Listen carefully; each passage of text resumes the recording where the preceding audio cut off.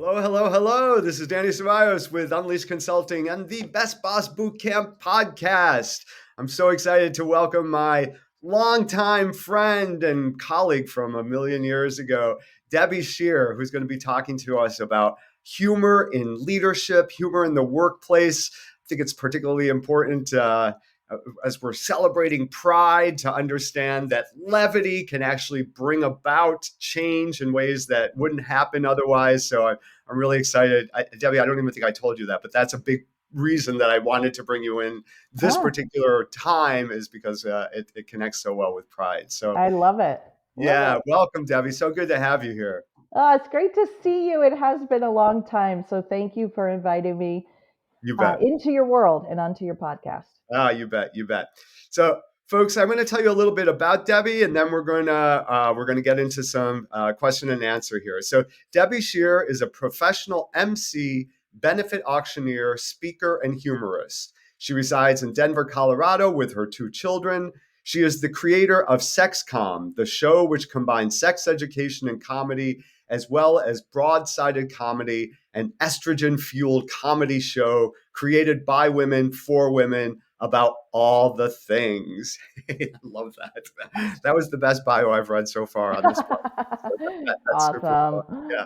Yeah. So Debbie and I have known each other now for, I don't know, 15, 16 years. And we first met when we both worked for the Planned Parenthood organization and then have stayed friends, I think, not so much about, I mean, it's great that we work together, but I think I have just a ton of respect and admiration for how Debbie not only works her life but kind of works the world and does it in a way that, and when you present to us how you look at the world and your insights around uh, how things happen, especially from the point of humor. I think you make enormous change in how Mm. I see things. So I really appreciate that. And Debbie, I'm wondering, first of all, is there anything else that you want to tell us about yourself? Uh, No, I love that. You kind of encapsulated it. Yes. Thank you. Although okay. I will say the one thing is I think you and I have known each other a lot longer than 15 years because Okay. my child is 15 and I Oh, met you well before I adopted him. So it might be 20. I don't yeah, know. I mean, that's it could probably be, right. That's yeah. probably right. Well, I don't know how that's possible when I we're know. both 25 years old. So I don't know how Thank that can you. possibly be, but somehow that's working out. I But I know. think you're right. I think you're right. Um, yeah, I'm all of these flood of memories are coming I back know. now and how I we know. know each other. Just So so fun. Debbie, tell the listeners here about what's your perspective on Mm. humor in the workplace? Yeah. Oh, that's such a great question. And it can be a tricky question because obviously I move through the world. I believe that humor is that thread that connects us all or can connect us all, right? I think it has a place in the workplace when it's used.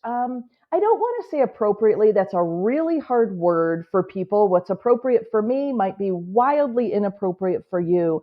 But I would say when it's used carefully, when it's used with respect, when it's used for the benefit of good, right? Humor can be used for good, and Lord knows we've seen it used for evil, so Right? to speak. So I think it has a place in the workforce, and I think it can be a really positive influence on how people connect with each other in the workplace.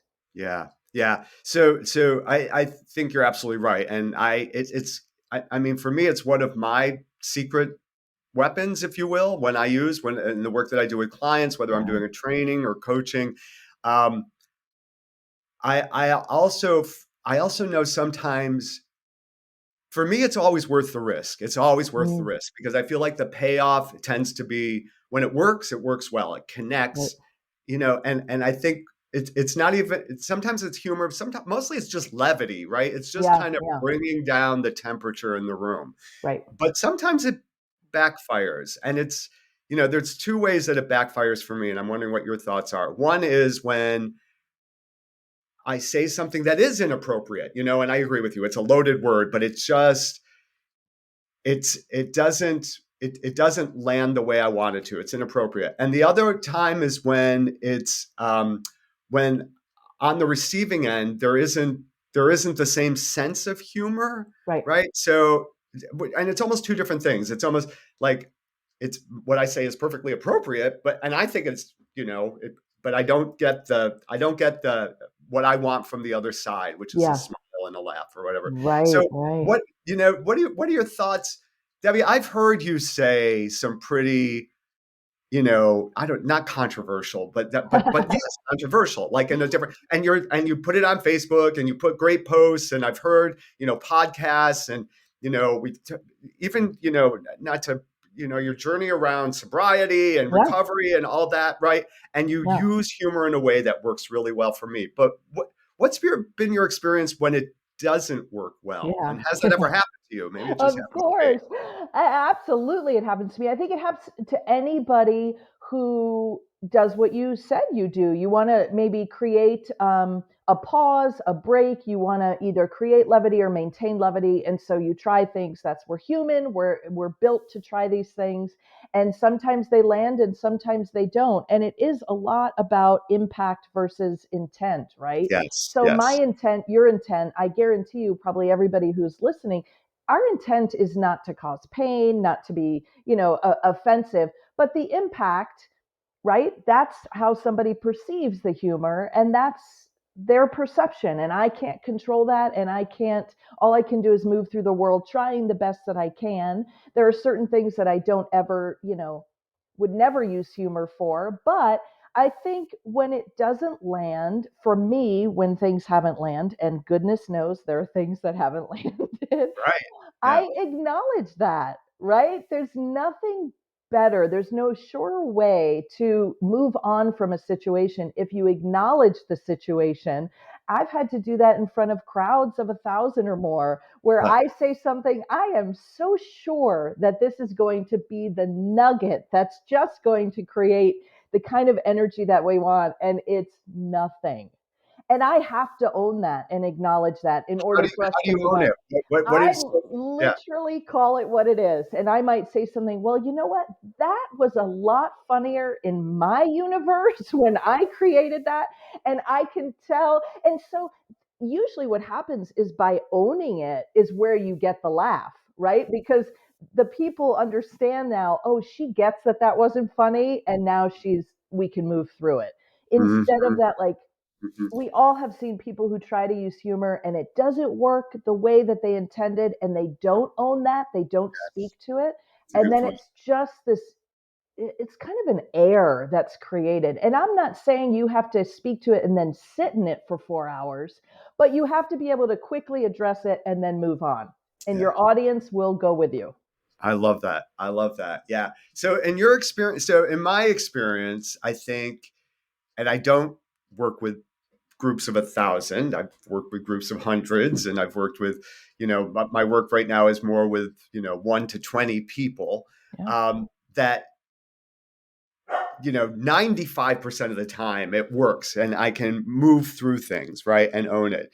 But there's always that 5%. So, and I think for folks who are listening to this, who don't use humor regularly for whatever reason, they can't, there's a fear factor in Yeah. there around, right? So Yeah. it's, and I, I'm just wondering what you think about this. I think everybody has the potential to use humor effectively, right? And that fear that we have of saying the wrong thing, Yeah. of I'm not a funny person, da da da, is actually, I don't, I feel like it's so small that it's worth taking the risk. Don't you think? For every, so let's say that somebody's listening to this podcast and they're like, well, that's fine for Danny and Debbie. They're funny, but what am I going to do? I am not funny. I think it's Mm. worth taking the risk. Yes. Yeah, I feel strongly about that as you do. And I think what's happened is in our society, we're so conditioned to Yes. think funny equals being able to do 60 minutes of stand up Yes. content, Yeah. which Yeah. is really 16 hours that they've created to extract 60 minutes. And that is one plane of humor.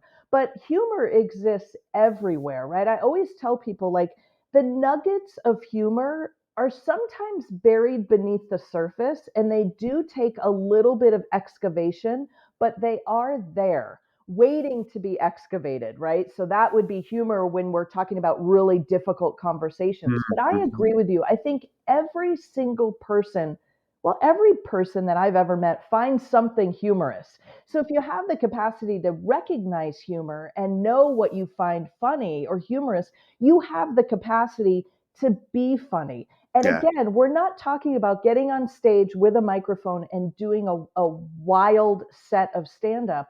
We're just talking about maybe loosening up, understanding that we're human, and that this can be a really good tool to connect you to your audience, whether your audience is one person, 20 people, 500, or 50,000. Yeah. It Yeah. is a really powerful tool.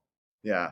Do you think part of that powerful tool is what are your thoughts about self-deprecation? Ah, yeah. uh, Admitting fault. I mean, this is a big thing for leaders too, right? Yeah. So leaders and managers, when I work with folks, I coach people to say, to be vulnerable is the strength of being a leader, and I don't want you to be so vulnerable that you look incompetent. Right, So, right, right, right. right, it's this fine line, and it's not that fine actually. It's a Yeah. pretty broad line.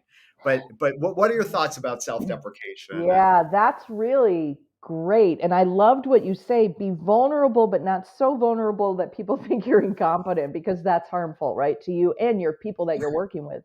Nobody exactly wants an incompetent leader. We've had enough of that. But, exactly anyways, so what I think happens, and actually, when I started in stand up comedy, which was 2013, I was using a lot of self deprecating humor because that felt safe, right? Because that was me. I could get up on stage. I could do it. There were my stories.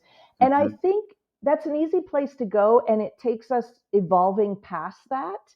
But I do think it is still a useful tool to help connect with an audience. hmm And again, it's knowing that fine line so you don't create a situation where people are now uncomfortable for you because exactly you've, yes been just in the trenches talking about how awful you are, how you can't, move through it. Like, we don't want that, but there is some kind of a connection where people go, "Oh, we do have something in common. Oh, hmm they do struggle with this. Oh, they are feeling vulnerable around this topic." So hmm it is, it's all a dance, right? yeah It's feeling your partner or partners out and knowing what moves you can try. But I yeah agree with you that risk has to be there. It yeah has to. Yeah.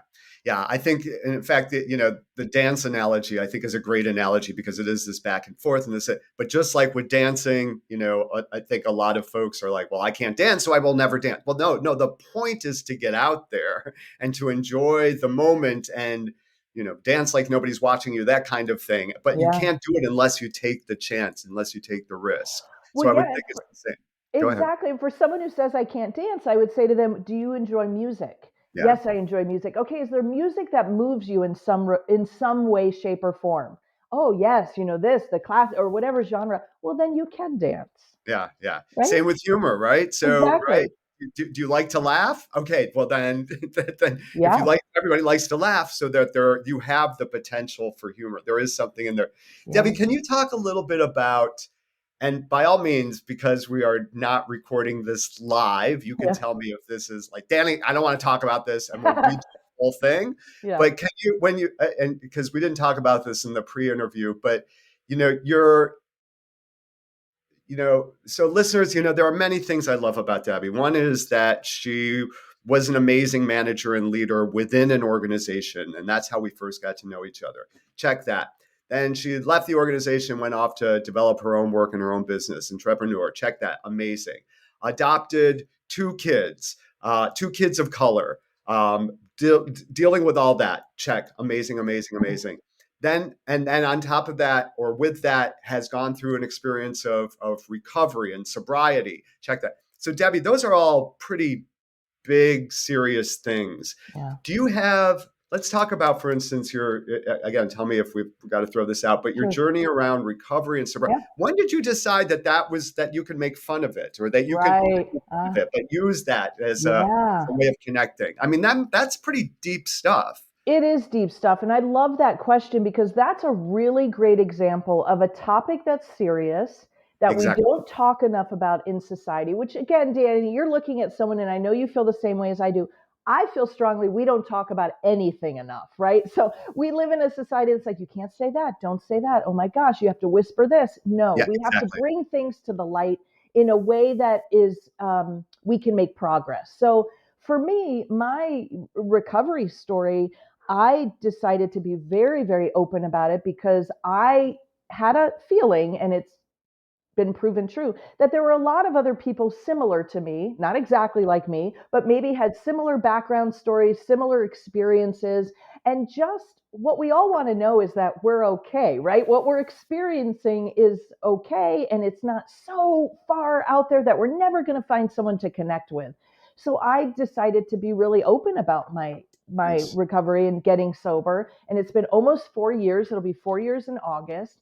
And Congratulations. it's been a really great, hard, very difficult process, but one that I find if we can, and I choose to use humor around it. I know other people who do not joke about it, do not use humor, and that's their sacred space. And I would never tell someone that they have to use humor to talk about something, but because I'm a humorist, that's what I do.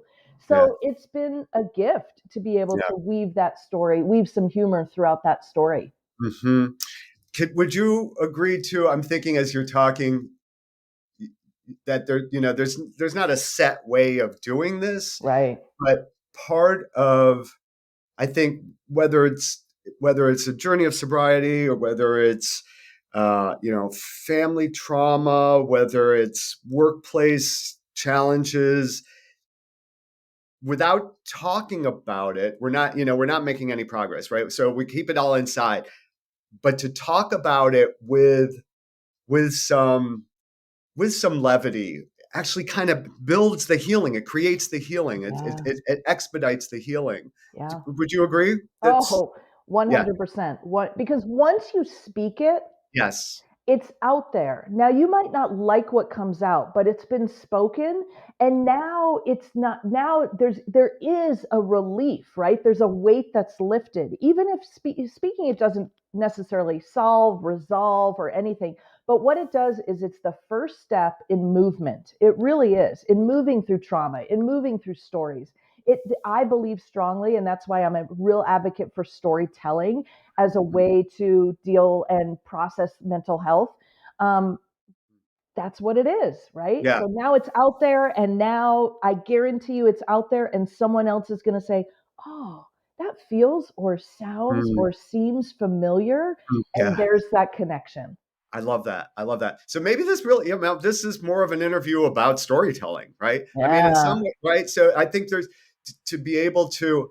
I'm thinking about anybody who's listening to this, no matter where you are on the spectrum in terms of whether you're funny or not, to tell the story, whatever the story is, and to tell it in a way that's fairly detailed, and to allow the humor to come from that. I think that's part of it too, right. right? So even, and Debbie, you and I have been, in the work that we did, serious work, the politics that we've been Yeah, involved in, serious, and there's I think what's gotten me through a lot of that has been able to tell the story, and to hear, to tell a story with you, for instance, and then for you to, to say something or to give a response that is funny, and for me to go with that, right? To yeah, go with that, so that we go with each other on creating the stories and the narratives, because that's part of the healing, but allow the humor, not push it away, yeah, not push yeah. it away, because we're so serious. Right, right.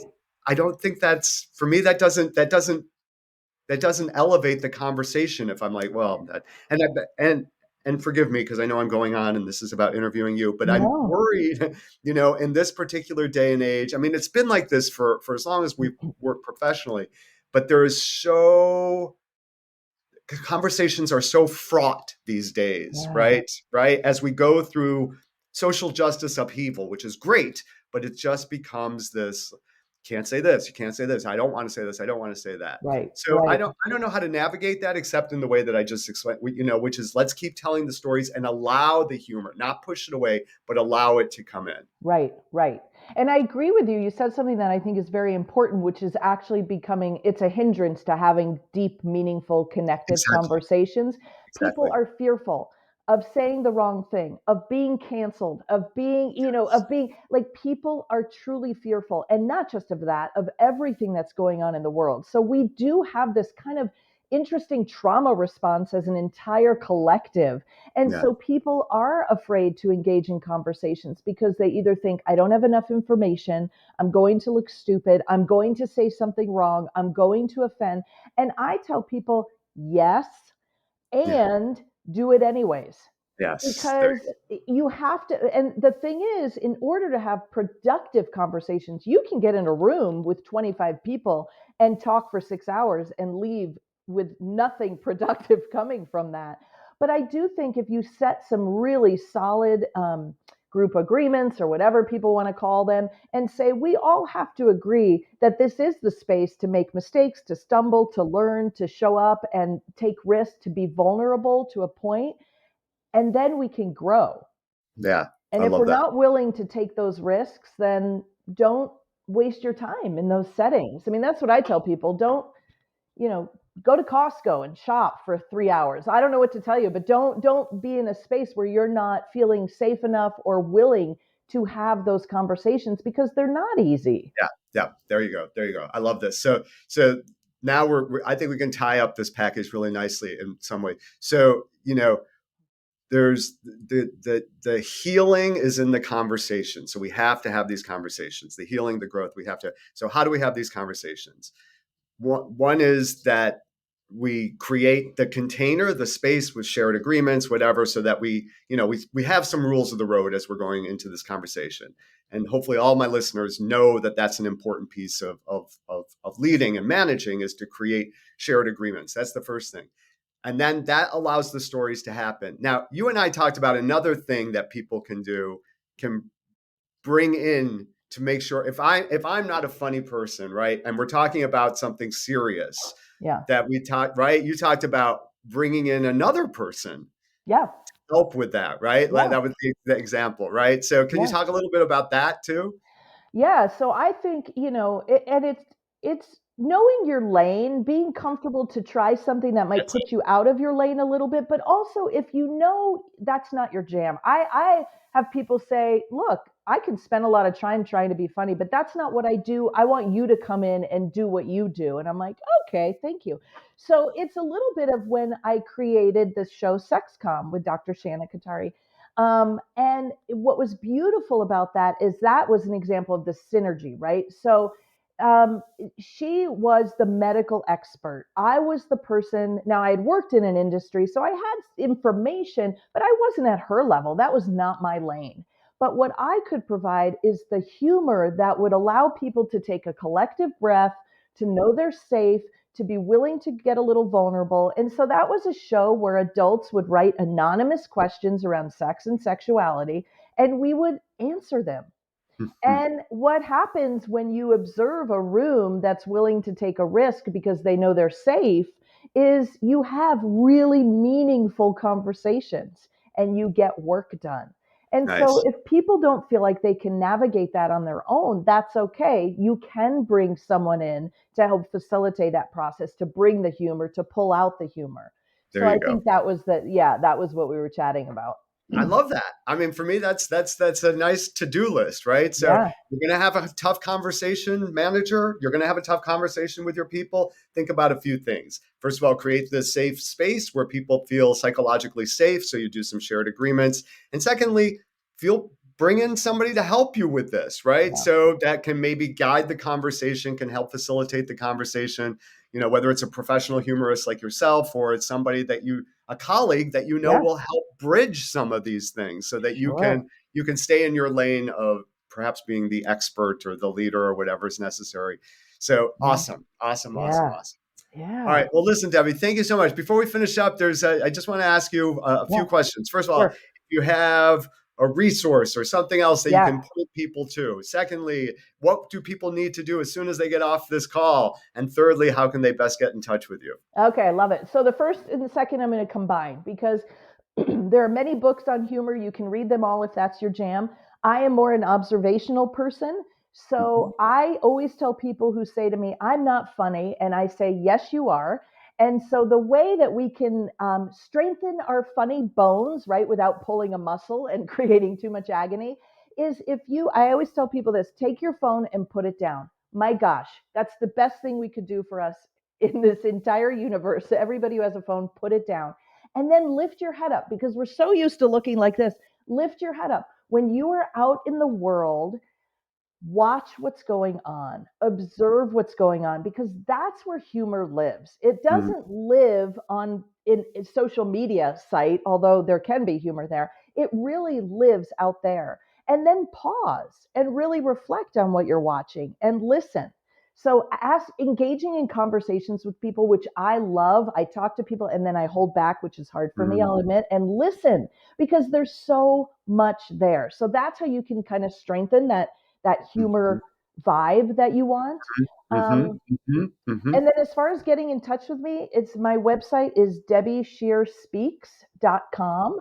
And that's the same for Instagram and Facebook and all of those platforms I don't even know how to work.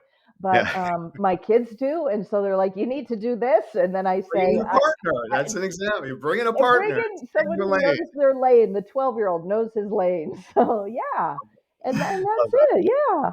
That's great. So just so you know, we're going to be, well, when we get the podcast out there, we'll put your website in there and all that. So we'll be able to put that in there right Perfect. away. Debbie, thank you so much. This has been Ah, such a pleasure, such a great reconnection and reunion with you. And I know I you loved just it. shared some great insights and advice with our listeners. So thank you I so loved much. it. Thank you. It was so wonderful to see you. So thank Awesome. you for having me. I My appreciate it. pleasure. All right, everybody. Thank you so much. This is Danny Ceballos with Unleashed Consulting and the Best Boss Boot Camp podcast. Thanking Debbie Scheer, who is our guest this week, and we'll see you next time. Bye, everybody. Happy Pride.